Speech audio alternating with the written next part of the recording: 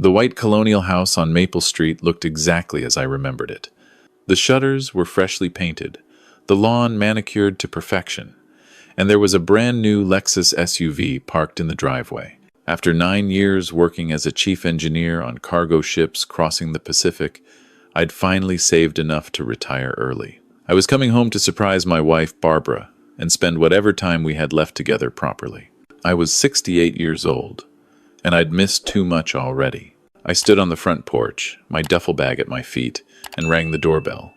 Through the frosted glass, I could see movement, and then the door swung open. My daughter-in-law, Melissa, stood there, her face cycling through shock, confusion, and something else I couldn't quite read before settling on a forced smile.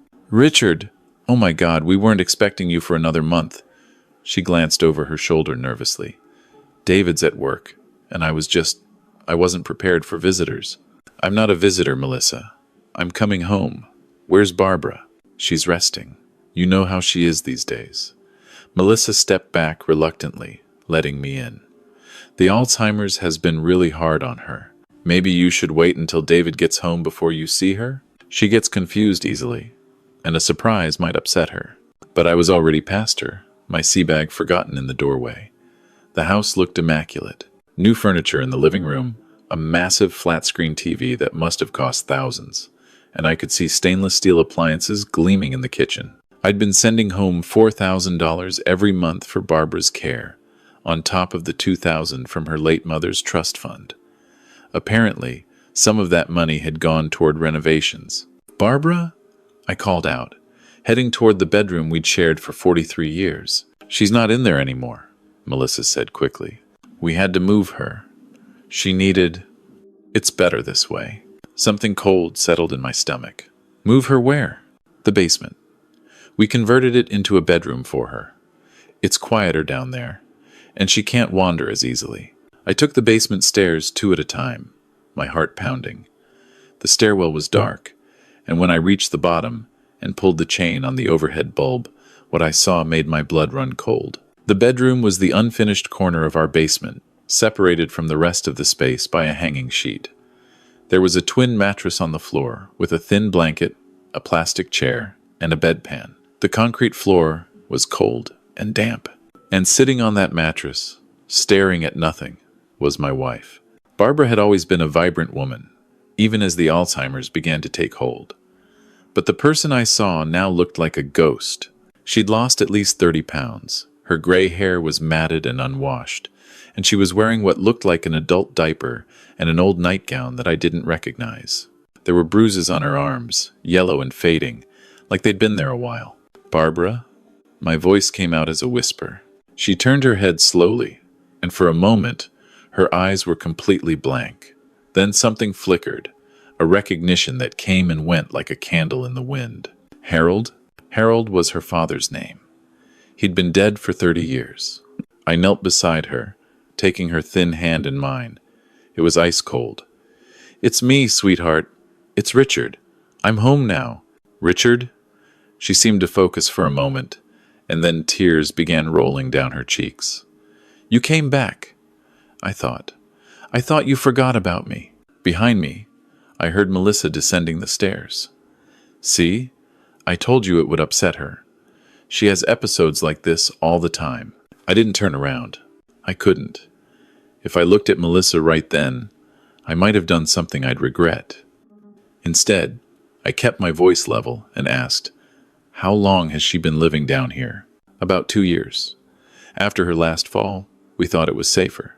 She kept trying to go outside, and you know how she gets." 2 years. I'd been video calling every week for 2 years, and Melissa had always made sure Barbara was upstairs, dressed nicely, with good lighting. She'd always said, "Mom's having a good day today." And Barbara would wave at the camera, not really present but not looking like this. How much of what I'd seen had been staged? When did she last see a doctor? We've been managing her care at home. It's expensive, you know, taking her to appointments all the time. I stood up slowly, and when I turned to face Melissa, I must have looked dangerous because she took a step back. "I've been sending you $6,000 a month for the past 9 years. That's over $500,000. Where did it go?" "We've had expenses. The house needed repairs, David's truck payment, my car lease, and Barbara's medications are expensive. Barbara doesn't need a Lexus. She needs a clean bed, regular meals, and medical care. I climbed the stairs, and Melissa scrambled out of my way. I want to see the financial records, all of them. Every bank statement, every receipt, every bill. And I want them now. You can't just come in here and start making demands. We've been taking care of her while you were off gallivanting around the ocean. I turned on her, and whatever she saw in my face made her stop talking. I was working. I was providing for my wife's care. And while I was gone, you put her in a basement like a dog, and apparently spent her money on luxury cars. Get my son on the phone. Right now? Melissa pulled out her cell phone with shaking hands. When David answered, she said, "Your father's here. He's upset about Mom's living situation." A pause. "No, he just showed up." "I don't know, yes. He wants to talk to you." She held out the phone, and I took it. David. "Dad! Hey, it's great that you're home early. Listen, I know the basement setup looks bad, but we had to do something. Mom kept falling, and we couldn't watch her 24/7. Stop talking." My voice was quiet, but he shut up immediately. "I'll deal with you when you get home. Right now, I need you to know that things are about to change, drastically." I hung up and turned back to Melissa. "I'm taking Barbara to the hospital. Now, you're going to help me get her ready, and then you're going to give me access to every financial account, or I'm calling the police and filing an elder abuse report before we even leave this driveway." For the next hour, I focused on Barbara. I helped her upstairs, ran a warm bath while Melissa gathered clean clothes, and gently washed my wife's hair for the first time in God knows how long. She cried through most of it, sometimes calling me Richard, sometimes calling me by her father's name, sometimes just crying without words. Every bruise I found, every bedsore, every sign of neglect, I documented with my phone's camera. At the hospital, the ER doctor was a young woman named Dr. Patricia Chen. She took one look at Barbara, and her expression went from professional concern to barely concealed anger. "How long has she been malnourished?" "I don't know. I just found her like this today. I've been working overseas for the past 9 years. "And who's been caring for her?" "My son and his wife. They told me they were managing her Alzheimer's at home." Dr. Chen pulled me aside. "Mr. Miller, I have to tell you, this is one of the worst cases of elder neglect I've seen in a while. Your wife is severely dehydrated, malnourished, and those bruises suggest she's been falling frequently without proper medical attention. There are also signs of a urinary tract infection that's probably been untreated for weeks. I'm going to have to file a report with Adult Protective Services." "Do it," I said, "and I want everything documented. Every injury, every sign of neglect. I'm going to need it." While Barbara was being admitted, I sat in the waiting room and made phone calls. The first was to Frank Morrison, a lawyer I'd sailed with years ago who'd since retired and set up practice in Portland. The second was to Marcus Webb, a private investigator Frank recommended. By the time David arrived at the hospital, looking anxious and defensive, I had an appointment with Frank for the next morning, and Marcus was already pulling financial records. "Dad, I can explain." "Don't." I stood up, and my son, who was 42 years old and had always been bigger than me, took an involuntary step back. "Your mother is being admitted. The doctors say she's malnourished, dehydrated, and has an untreated infection. They've filed an elder abuse report. You and Melissa are going to the house right now. You're going to pack up all of Barbara's things, everything, and you're going to move them into the master bedroom. She will never, ever spend another night in that basement. Am I clear? You don't understand what it's been like. I don't want to hear it. Not right now. Right now, I want you to fix what you can fix. We'll talk about the rest later."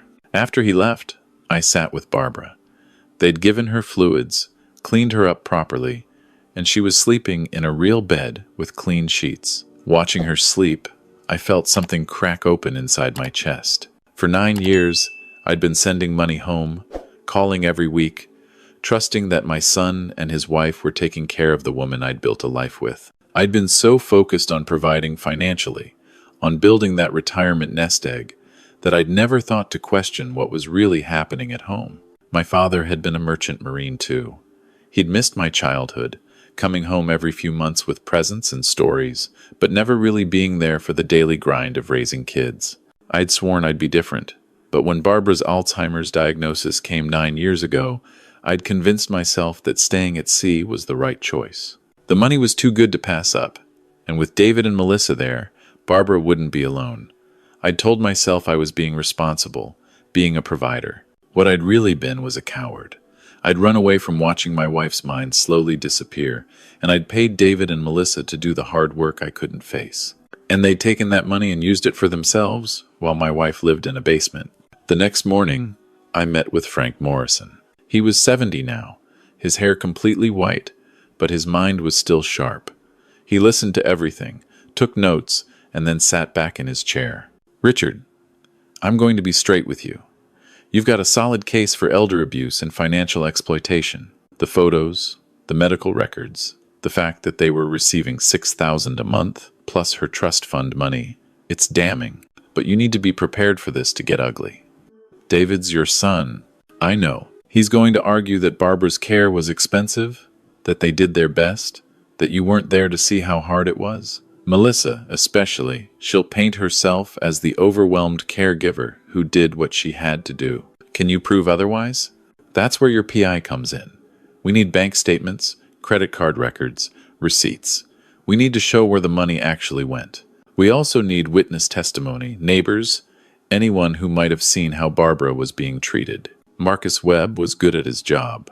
Within a week, he had a financial picture that made my stomach turn. Of the $648,000 I'd sent home over 9 years, plus the $180,000 from Barbara's trust fund, less than $50,000 had gone toward anything that could reasonably be called her care. The rest had gone to home renovations, car payments, a timeshare in Maui, expensive dinners, and regular shopping sprees. Melissa had a closet full of designer handbags that together cost more than a year of Barbara's medications. Marcus also found the neighbors. The Hendersons next door had seen Barbara in the backyard once, wearing only a nightgown in winter, clearly confused. They'd called David, concerned, and he told them everything was under control. Mrs. Chen across the street had offered to help with Barbara's care multiple times, even volunteering to sit with her so David and Melissa could have date nights. But Melissa had always refused, saying they had it handled. But the most damaging evidence came from somewhere I hadn't expected. David and Melissa had a cleaning service come twice a month. One of the cleaners, a woman named Rosa Martinez, had kept notes on her phone about what she'd seen. She'd documented the basement room, Barbara's condition on various dates, and most damningly, she'd recorded a conversation where Melissa complained to another cleaner about how expensive the old lady is, and how they were just waiting for her to die so they could stop pretending to care. Rosa had been planning to report it herself, but she was undocumented and afraid of getting involved with authorities. When Marcus approached her through a community organization and promised to help her with her immigration status, she agreed to testify. I had to face the hard questions too. Frank didn't pull any punches during our prep sessions. Why didn't you come home more often? Why didn't you video call more? Why didn't you demand to see financial records? The truth was complicated and uncomfortable. I'd been avoiding watching my wife forget who I was. I'd told myself that the money was enough, that David was a good son who'd take care of his mother, that my presence might even make things harder for Barbara. I'd let my fear and my grief override my judgment, and I'd trusted the wrong people with the most important person in my life. 3 months after I'd found Barbara in that basement, we sat in a courtroom. I'd moved Barbara to a memory care facility that cost $8,000 a month, every penny of my pension.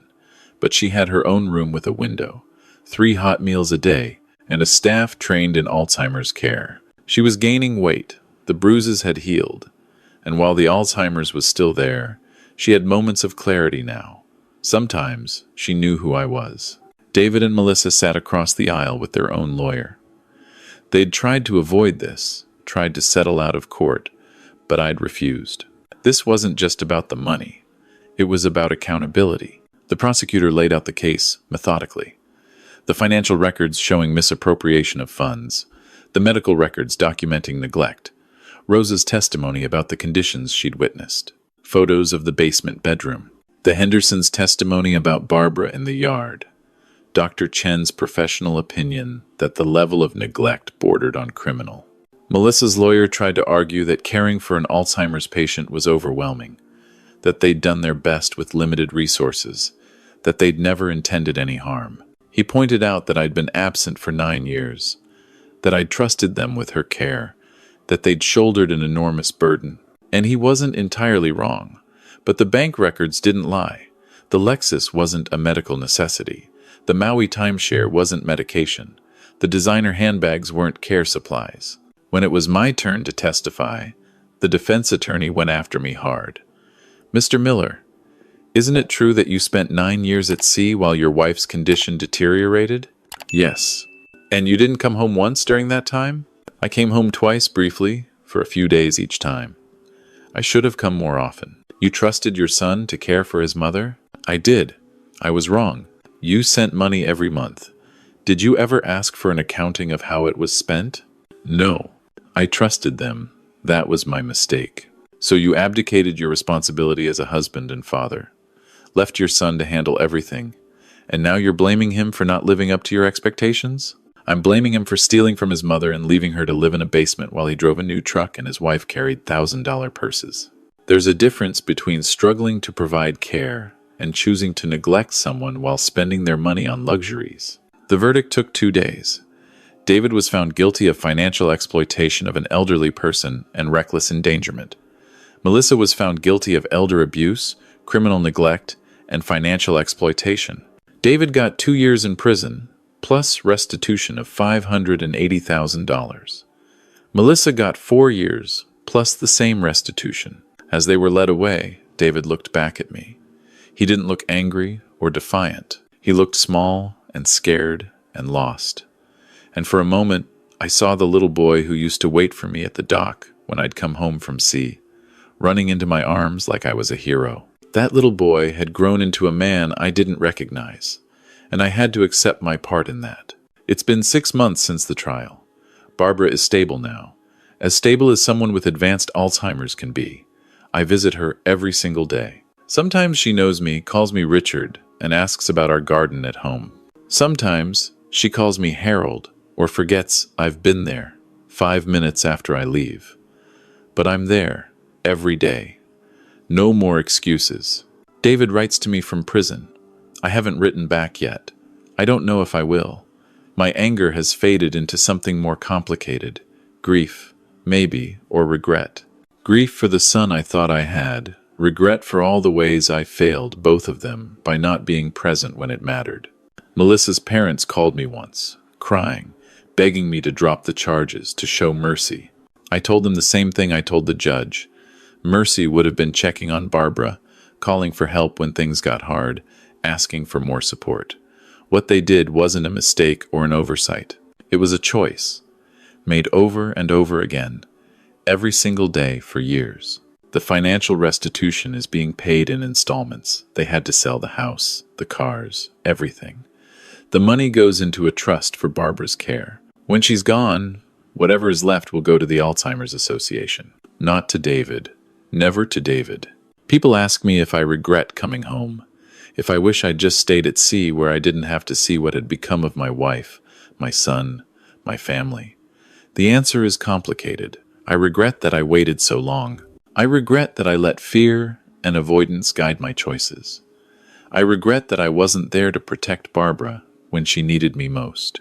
But I don't regret coming home. I don't regret fighting for her, even though it meant destroying what was left of my relationship with my son. Because at the end of the day, I made a promise to Barbara 43 years ago, in sickness and in health, for better or worse. And for 9 years, I broke that promise by convincing myself that money was enough, that trust was the same as oversight, that being a provider meant I didn't also have to be present. I learned the hard way that you can't outsource love. You can't delegate responsibility for the people who matter most. And you can't make up for absence, no matter how good your intentions or how valid your reasons. Last week, I sat with Barbara in the memory care bar. It was one of her good days. She knew who I was, remembered fragments of our early years together, even laughed at an old joke I told when it was time